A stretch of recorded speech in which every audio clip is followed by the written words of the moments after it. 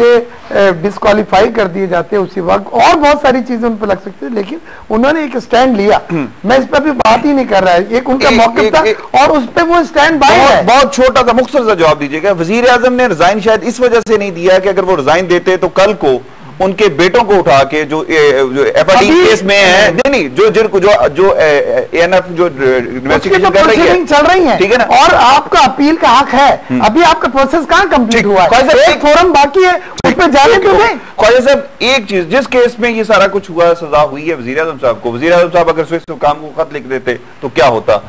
New York time की जो आज की रिपोर्ट है उसके मुताबिक स्विस अकाउंट्स जो है जरदारी साहब के वो खाली हो चुके हैं। अगर वजीर आजम लिख भी देते तो क्या फर्क पड़ता? नहीं, वो ये अकाउंट्स का तो मसला कुछ नहीं है, ना पैसा आना था ना आएगा, लेकिन उसमें यह था कि केस दोबारा शुरू हो सकता था। अच्छा, तो केस शुरू हो जाए तो उसमें यह है कि पहले ऑलरेडी वहां कुछ वहां के जो लोकल कोटेक्ना के और वो एजेंट थे वो सारे प्लीड गिल्टियां करके कन्विक्शंस ले चुके हुए हैं। अब ये लोग रह गए थे, तो अब अगर दोबारा केस शुरू हो जाता है तो फिर कन्विक्शन का प्रॉब्लम हो जाएगा इंटरनेशनल ना, तो वहां पर तो फिर ये है ना कि यहाँ वाली धमकियां और तकरीरें नहीं चलती, वो तो मैजिस्ट्रेट की कोर्ट है, वो अपनी मर्जी से फैसला कर देगा।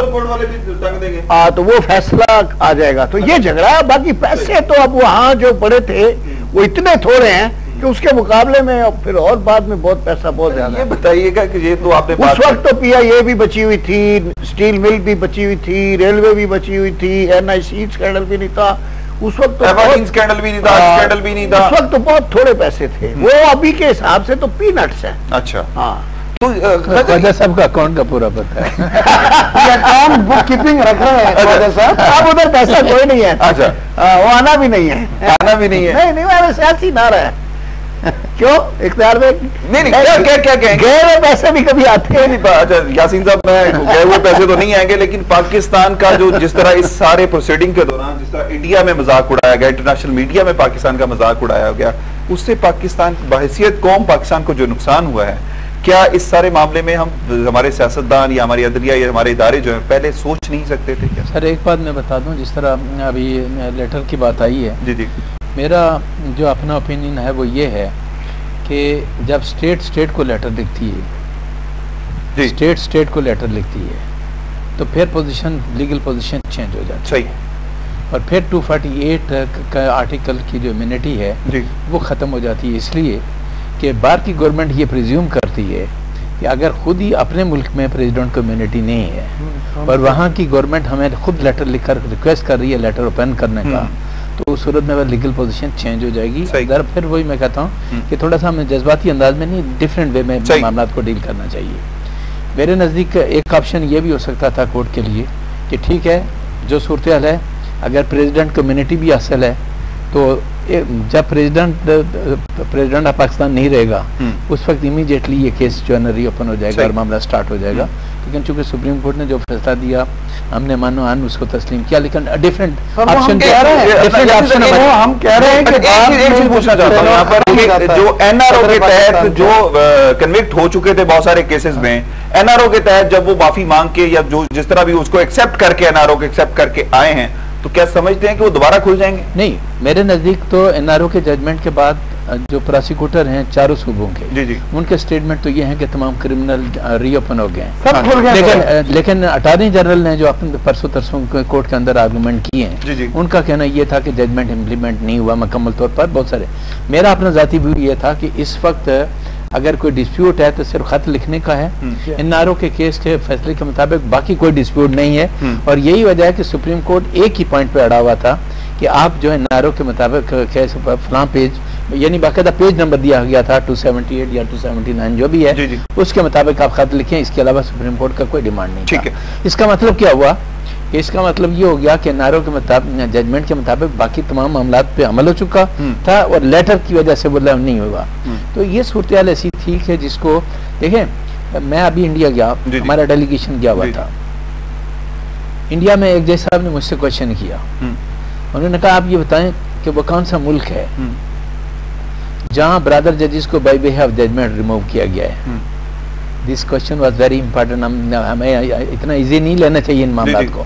मेरे पास कोई रिप्लाई नहीं था, मुझे पता था कि क्योंकि आइन के आर्टिकल 209 में जजेस साहिबान को अगर रिमूव भी आपने करना था तो आपको आर्टिकल 209 के तहत रिमूव करना था, ना कि बाय वे ऑफ जजमेंट था।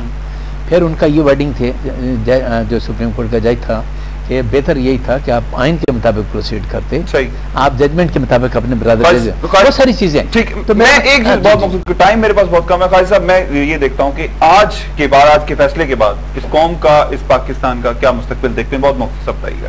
नहीं जी, इंशाल्लाह ताला पाकिस्तान का मुस्तकबिल ताबनाक है जी। आप हुक्मरानों के मुस्तकबिल की बात करें, वो मुझे ज्यादा अच्छा लगता है। आप कैसे देखते हैं? सर मैं तो बेहतरी की उम्मीद करता हूँ, अल्लाह करम करेगा इस मुल्क पे।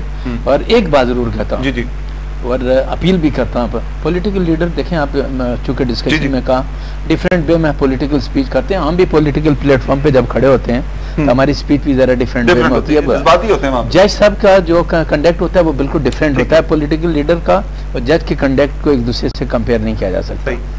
हमें अपने इदारों से बेहतरी की उम्मीद रखनी चाहिए और कोशिश ये करनी चाहिए कि हमारे इदारे जितने ज्यादा से ज्यादा मजबूत हों, क्योंकि इदारे मजबूत होंगे तो पाकिस्तान मजबूत होगा। शफी मोहम्मदी साहब आप क्या? सर मेरा थोड़ा सा भी इन दोनों बिरादरान से थोड़ा सा मुख्तलिफ है।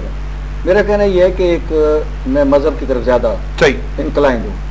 मेरे सामने मेरे प्यारे नबी सल्लल्लाहु अलैहि वसल्लम की एक हदीस है कि पिछली कौमें इसलिए तबाह हुई कि वो कानून का इतलाक इन्फ्लुएंशियल पर नहीं करते थे और गरीब पर करते थे, और उस केस में जिसमें कि फातिमा नामी औरत पकड़ी गई, आपने कहा अगर मेरी बेटी भी करती मैं। इस मुल्क के अंदर जो कुछ हो रहा है एवरीबॉडी नोज कि जो इन्फ्लुएंशियल लोग हैं उन पे कानून का इतलाक नहीं होता, और जो गरीब है वो होता है। यानी बड़े बड़े लोगों के कर्जे जो है वो बैंकों से माफ हो जाते हैं। गरीब 1 लाख रुपया ले जाए तो उसका मकान जो है वो हो जाता है। इसलिए मैं समझता हूँ मेरे नबी का जो फरमान है ना कि अगर इस रविश को ना बदला गया तो इस मुल्क को कोई नहीं बचा सकता। मैं उस एक्शन का मुखालिफ हूँ। जमहूरियत डिरेल हो सकती है, पीपल्स पार्टी आती है तो पहले दिन से घंटियां बजनी शुरू हो जाती हैं, मिड टर्म इलेक्शन की बातें शुरू कर जाते हैं। जैसे आज भी जजमेंट के बाद आया जी नवाज शरीफ करें, इलेक्शन अनाउंस करें। आप भाई एक इलेक्टेड गवर्नमेंट 5 साल के लिए आई, इतना पेशेंस तो रखे कि 5 साल उसको मुकम्मल करने दें, फिर आवाम की अदालत में वो जाएगी, परफॉर्म किया होगा तो वो उसको स्वीकार करेंगे, नहीं तो रिजेक्ट कर देंगे। डॉक्टर इख्तियार बेग साहब, जस्टिस शफी मोहम्मदी साहब, यासीन आजाद साहब, ख्वाजा नवीद अहमद साहब, मैं आपका बड़ा मशकूर हूँ, आपने ज्वाइन किया। नाज़रीन, यकीनन जमहूरियत को बचाना जरूरी है बहसीयत इसके कि कौम तबाह हो जाए, लेकिन इस तरह की जमहूरियत हमें जरूर चाहिए जिससे पाकिस्तान पूरे का पूरा उजड़ जाए या पाकिस्तान में लोग भूखे मरने लग जाएं।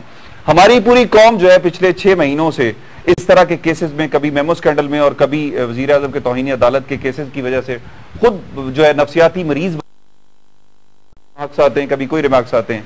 ये आम आदमी का मसला ही नहीं है, आम आदमी को तो रोटी ही नहीं मिलती।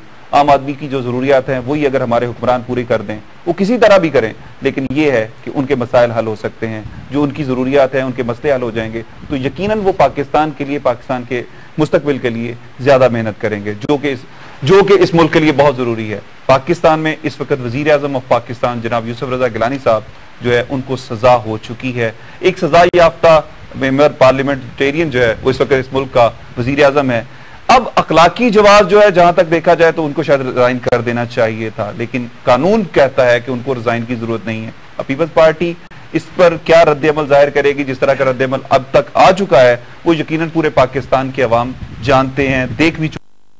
के बाद मुस्तकबिल में पीपल्स पार्टी सिर्फ पॉलिटिकल असैसिनेशन के लिए और क्या करेगी, ये आने वाला वक्त साबित करेगा। इसके साथ ही अपने मेजबान मियां तारिक को इजाजत दीजिए। अल्लाह निगहबान। पाकिस्तान जिंदाबाद।